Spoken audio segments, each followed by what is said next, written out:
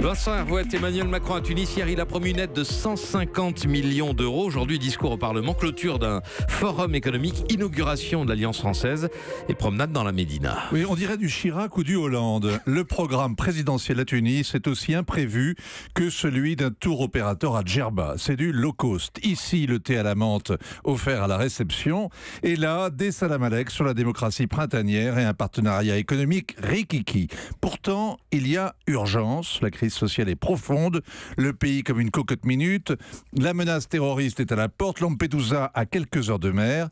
Mais la France et l'Europe semblent impuissantes à soutenir ce pays qu'elle cite pourtant en exemple. Oui, en exemple, Emmanuel Macron dit que c'est le seul pays où le printemps arabe a bien tourné. Alors c'est vrai, mais c'est court. Longtemps, les Français ont cru qu'ils connaissaient la Tunisie, la tolérance, le statut des femmes, les entrepreneurs inventifs, une population très éduquée. Il y avait un pays derrière la plage, mais c'était terra incognita.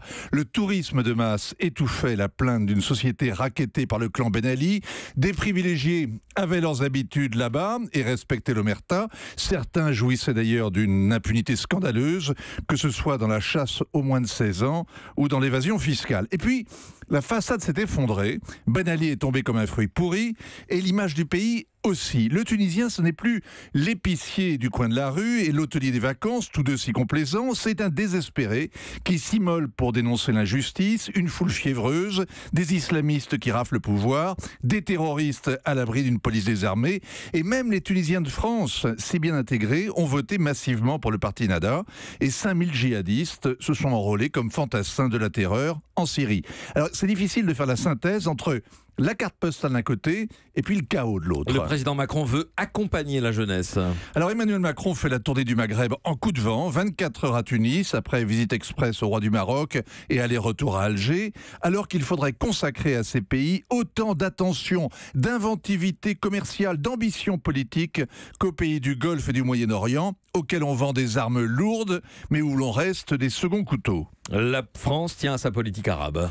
Alors c'est un mirage, elle a séché sur pied, épuisée par notre alignement sur les États-Unis. En revanche, il y a une politique à inventer avec le Maghreb. Cela réclame de l'imagination, du sur-mesure, du courage, de se concentrer sur ce voisinage immédiat. Il conditionne notre avenir. 1000 liens l'unissent à la France et on fait plus d'affaires avec lui qu'avec tous les autres pays arabes réunis, 50% en plus. 80% de l'immigration arabe en France vient du Maghreb.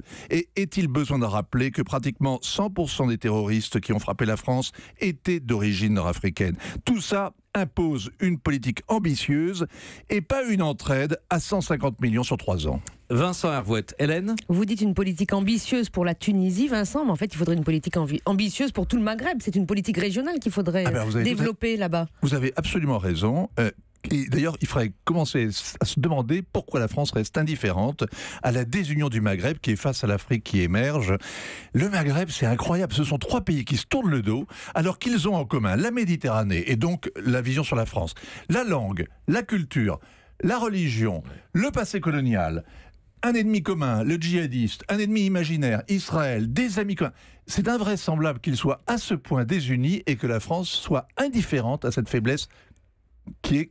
Ça fait des décennies, Vincent. Hein. Oui, mais c'est un vrai problème. C'est toujours un problème. Europe 1.